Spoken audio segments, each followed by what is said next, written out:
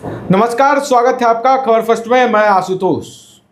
जब विश्वविद्यालय के वाइस चांसलर के नियुक्ति पे ही सवाल उठ जाए तो ये सोचने पर विवश कर देता है कि क्या जिस सिस्टम में हम पढ़ रहे हैं, जिस सिस्टम का सर्वे सर्वा एक वाइस चांसलर होता है, एक कॉलेज और एक यूनिवर्सिटी का, और जब उसी के नियुक्ति पर सवाल उठ जाए तो क्या पूरे सिस्टम को एक तरह से हम ये नहीं कह सकते हैं कि पूरा सिस्टम जो है इसमें दीमक लग चुका है।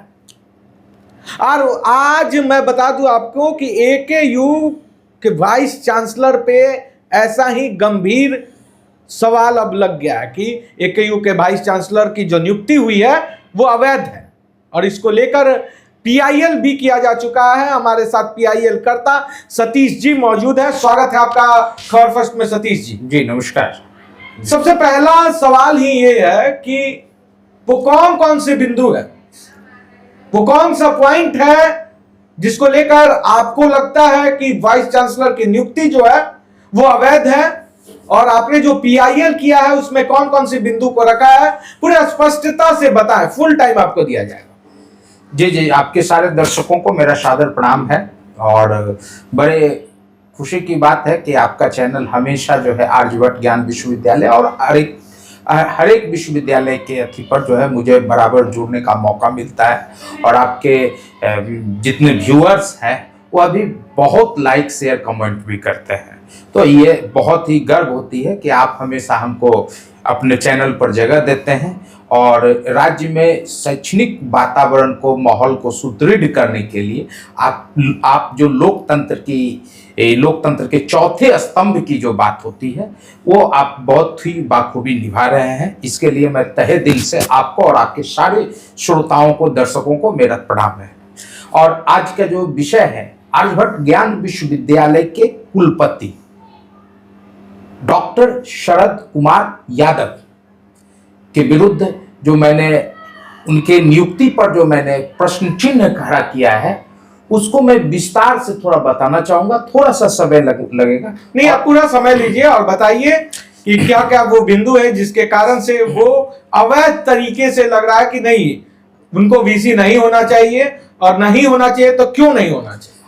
बस पहली बात मैं बताता हूं कि वर्ष 2022 में एक मैंने रिट फाइल किया था, पीआईएल फाइल किया था 10/9/88, यानी कि 10988 ऑफ 2022 में मैंने एक पिटीशन फाइल किया था, जनहित याचिका फाइल किया था। उसमें मेरा आरोप ये था कि वीसी के सिलेक्शन कमिटी के जो लोग हैं, यानी कि वीसी के जो सिलेक्शन कमिटी, यानी कि सर्च कमिटी उसको कहिए, जो सेलेक्ट करते हैं, सर्च करते हैं, वो जो लोग थे वो विश्वविद्यालय परिनियम जो है 3C का चैप्टर 1 के अनुकूल नहीं थे, जिसको कोर्ट ने कंसीडर किया। और उसने कोर्ट ने एक डायरेक्शन पास किया कि 4 वीक के अंदर ये एजुकेशन डिपार्टमेंट के एसीएस उस समय थे, अपर मुख्य सचिव शिक्षा विभाग को एक डायरेक्शन दिया गया कि 4 सप्ताह के अंदर आप उनको रिप्रेजेंट कीजिए अपनी समस्या को, और 4 मंथ के अंदर वो उस पर ऑर्डर पास करेंगे। तो जैसा कोर्ट का नियम आदेश था, उस आदेश के आलोक में मैं एसीएस साहब के पास गया। एसीएस साहब ने मेरी बात को सुना, और उन्होंने 10/6/2022 को एसीएस साहब ने एक ऑर्डर पास किया जिसमें उसने फ्रेश एडवर्टीजमेंट वीसी का निकालने का आदेश हुआ। अच्छा, तो वो जो आदेश था, जो सेकंड वाला आदेश था, जिसके नियुक्ति, जिस बिहाफ पे मौजूदा जो वीसी हैं एकेयू के, उनकी नियुक्ति हुई थी, उस आदेश में क्या क्या था? हाँ, मैं क्या था उसी पर मैं आपको बताता हूं। इनकी उत्पत्ति की आधार में बता रहा हूं। तो वो प्रेस विज्ञापन जब निकला 16/11/2022 को जो सुनवाई हुई, सुनवाई में जो आदेश पारित हुआ, उस आदेश में लिखा हुआ है कि प्रेस एडवर्टीजमेंट हुआ। तो जब प्रेस एडवर्टीजमेंट हुआ तो मेरा मामला वहां सॉल्व हो गया। अब जब प्रेस एडवर्टीजमेंट हुआ तो प्रेस एडवर्टीजमेंट जब निकाला गया 25/8/2023 को, तो 25/8/2023 को जो उसमें सिलेक्शन इनका हुआ डॉक्टर शरद कुमार यादव जी का। 23/1/2024 को इन्होंने नियुक्त हुए शरद यादव। मतलब ये कार्यकाल अब इनका प्रारंभ हो गया। अब कार्यकाल इनकी नियुक्ति की तिथि 23/1/2024 का है, जिसका स्क्रीन पर चल भी रहा है। हाँ, मैं हर एक डॉक्यूमेंट चला रहा हूं हर एक जो आपके पास को जो है मैं चाहता हूं कि आप इसको पूरी पुरजोर से दिखाएं। तो वो अब 23/1/2024 को जब इनकी नियुक्ति होती है तो उस री एडवर्टीजमेंट में फिर जो है वायलेशन हो जाता है। अच्छा, हाँ, क्या वायलेशन? अब हम बताते हैं। एडवर्टीजमेंट में कोई संशय नहीं है, एडवर्टीजमेंट विश्वविद्यालय परिनियम के अनुकूल निकला है 100%। मतलब जो एडवर्टीजमेंट निकाला गया री एडवर्टीजमेंट वीसी की नियुक्ति को लेकर, उसमें कोई संदेह नहीं है, वो एकदम नियम और कानून के बिहाफ पे निकाला गया। हाँ। तो दिक्कत कहां है? अगर एक मिनट, एक सवाल है मेरा कि अगर वीसी एडवर्टीजमेंट निकाला जाता है नियुक्ति के लिए वीसी का, और वो एडवर्टीजमेंट सही होता है, मतलब नियमाधीन होता है, तो उसके बाद अगर नियुक्ति होती है तो दिक्कत कहां आ रही है, ये बात बताइए। अब मैं आपको बताता हूं। एडवर्टीजमेंट जो आपका चल रहा है आपके स्क्रीन पर, वो बताता है कि विश्वविद्यालय परिनियम की धारा 227 में स्पष्ट उल्लेखित है कि इस विश्वविद्यालय के कुलपति किस शैक्षणिक माहौल से आएंगे। अच्छा। यानी कि कहने का मतलब किस विषय से आएंगे। 227 जो विश्वविद्यालय परिनियम है वो बताता है कि उसमें स्पष्ट लिखा हुआ कि किस किस सब्जेक्ट से वीसी इसमें आएंगे। और इनका जो नियुक्ति है, सॉरी, इनका जो बायोडाटा है या जो इनका एक्सपीरियंस है, ये माइक्रोबायोलॉजी में है। अच्छा, तो माइक्रोबायोलॉजी आई एडवर्टीजमेंट में वो सब्जेक्ट ही नहीं है। कहने का मतलब मेरा कि माइक्रोबायोलॉजी सब्जेक्ट उस एक बार आप बताइए हमको कि एडवर्टीजमेंट में कौन कौन से सब्जेक्ट हैं जिस बिहाफ पे एकेयू का वीसी होते हैं। हाँ, देखिए 227 जो बताता है, जो एडवर्टीजमेंट निकला हुआ है वो राजभवन से एडवर्टीजमेंट निकलता अच्छा। है। तो उसमें निकला हुआ है एडवर्टीजमेंट में स्पष्ट लिखा हुआ है एस्ट्रोनॉमी से होना चाहिए, मैं स्क्रीन पे चला भी रहा हूं, इकोनॉमिक्स से होना चाहिए, जर्नलिज्म से होना चाहिए, मास कम्युनिकेशन से होना चाहिए। उसके बाद जो है और भी बहुत सारे सब्जेक्ट्स इसमें दिए हुए हैं स्किल में जो है। माइक्रोबायोलॉजी क्या दिया हुआ है? नहीं, माइक्रोबायोलॉजी इसमें नहीं दिया हुआ है। माइक्रोबायोलॉजी नहीं दिया है, मतलब कि जो एडवर्टीजमेंट में जिस सब्जेक्ट के बिहाफ पर वीसी होना था उस सब्जेक्ट के बिहाफ पर वीसी नहीं हुए। एडवर्टीजमेंट से अलग इनका सब्जेक्ट था। और ये पढ़ाते क्या थे इससे पहले? ये माइक्रोबायोलॉजी के प्रोफेसर है, वेटनरी के। और एक चीज, एकेयू में क्या वेटनरी की पढ़ाई होती है? नहीं, एकेयू में सब जानता है, वहां आदमी के विषयों की पढ़ाई होती है, जानवर के विषयों की पढ़ाई नहीं होती है। वहां जो है वो इनका सब्जेक्ट ही नहीं है। आर्यभट्ट ज्ञान विश्वविद्यालय में इनका सब्जेक्ट ही नहीं है। वहां जो पढ़ाई होती है वो पहले वहां जो पढ़ाई होती थी विश्वविद्यालय में वो मेडिकल और इंजीनियरिंग था। अब अलग अलग यूनिवर्सिटी हो गई है। उसके बाद बहुत सारे बीएड कॉलेज है, लॉ कॉलेज है, डिग्री कॉलेज है, उसके बाद जो है फार्मासिस्ट का कॉलेज है। ये सब सारे कॉलेजेज हैं।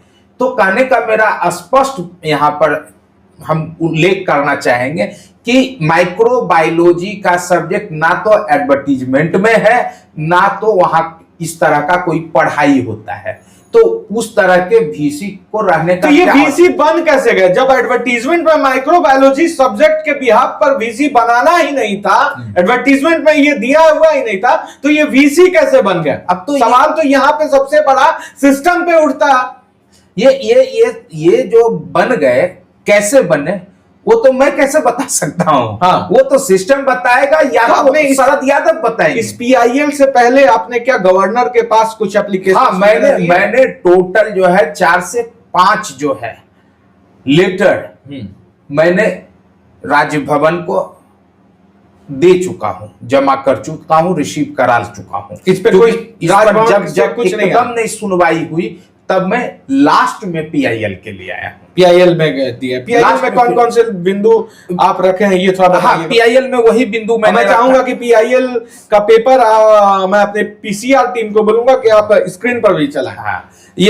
PIL में मैंने मुख्यतः 3-4 बिंदु ही है। हाँ। मेरा PIL में लोकस मैं बताना चाहता हूं पहले कि 10988 केस से रेफरेंस मैंने उठाया है कि मैंने उसमें उठाया था, उसके मेरे इस ऑर्डर के आलोक में ही री एडवर्टीजमेंट हुआ था। अच्छा।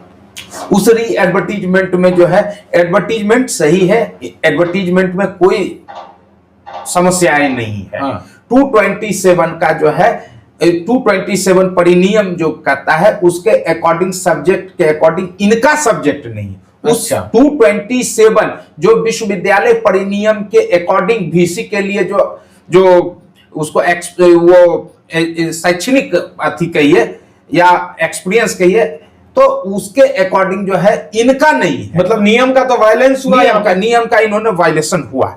अब मैं आपको एक चीज से और रूबरू कराना चाहता हूं। माइक्रोबायोलॉजी सब्जेक्ट है और इन्होंने अब एक चीज और बात बताते हैं, ये विश्वविद्यालय परिनियम को मानते हैं। ये विश्वविद्यालय परिनियम को मानते हैं, इस बात का 100% गारंटी मैं देता हूं। मतलब कौन मानते हैं? VC वाइस चांसलर जो मौजूदा है वो मानते हैं। हाँ। अब मैं आपको इसका प्रमाण देता हूं। एक रामजी सिंह करके थे फाइनेंस ऑफिसर। अच्छा। इसी आर्यभट्ट ज्ञान विश्वविद्यालय में उनका जो है इन्होंने 6/2/2026 को उनको जो है पदमुक्त कर दिया और कारण उसमें स्पष्ट लिखा हुआ है कि ये आर्यभट्ट विश्वविद्यालय परिनियम के अध्याय 1 के अनुच्छेद 7(1) में वर्णित अहर्ता धारित नहीं करने के कारण आपको आर्यभट्ट ज्ञान विश्वविद्यालय के वित्त पदाधिकारी के पद से मुक्त किया जाता है। अच्छा। ये मानते हैं, इस बात को मानते हैं कि परिनियम विश्वविद्यालय का सर्वोपरि है। लेकिन जब ये मानते हैं तो अपना मानने में क्या जा रहा है भैया? आप जब है VC साहब इतने लर्नेड है, विद्वान है, उसके बाद आपके लिए क्या ये परिनियम लागू नहीं होती है? आपको तो शर्म से जो है रिजाइन करके चला जाना चाहिए था। लेकिन जब ये नहीं गए, कितना ये शर्म की बात है, शैक्षणिक जगत के शर्म की बात है कि ये PhD होल्डर ऐसे प्रोफेसर 10 साल एक्सपीरियंस प्रोफेसर है और इनको अगर समझना चाहिए कि इस विषय के अकॉर्डिंग हम अपने नहीं है तो स्वतः रिजाइन देकर इनको चले जाना चाहिए था। लेकिन इस प्रकाष्ठा का भी सीमा जो है, शैक्षणिक प्रकाष्ठा का भी सीमा इन्होंने पार कर दिया। लास्ट में मुझे जो है न्यायालय के शरण में आना पड़ा। तो आप देख सकते हैं ये मामला आज इसलिए सामने है सबके क्योंकि सतीश जी ने इस मामले को लेकर अब कोर्ट का रुख कर लिया है, PIL दर्ज हो गया है और इस पर अब देखना होगा कि कोर्ट की क्या सुनवाई आती है। लेकिन एक चीज साफ है कि मौजूदा VC जो है वो एडवर्टीजमेंट के अकॉर्डिंग उनकी नियुक्ति नहीं हुई है। देखिए 2-3 सवाल है और इस सवाल का जवाब मैं चाहूंगा कि आप लोग भी दीजिए कि जब एडवर्टीजमेंट में वो सब्जेक्ट ही नहीं था तो VC नियुक्त कैसे होगा? इस VC नियुक्त कराने के पीछे कौन कौन लोग पहले से मिस्टेक कर चुके? देखिए सवाल ये नहीं है कि VC गलत तरीके से वो बन गए, सवाल ये है कि उनको बनाने वाला कौन था। सवाल ये है कि क्या ऐसे और कितने VC हैं जो गलत तरीके से बिहार की यूनिवर्सिटी के वाइस चांसलर बन चुके हैं, वो चाहे अलग अलग कितने भी, बहुत सारी यूनिवर्सिटी है।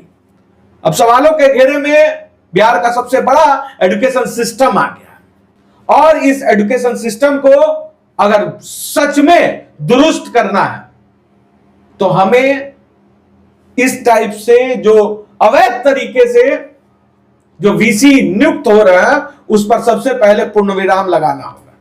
ना स्याही के दोस्त है दोस्तों और ना सफेदी के दुश्मन। सच दिखाना काम है, हम सच दिखाते हैं। जय हिंद।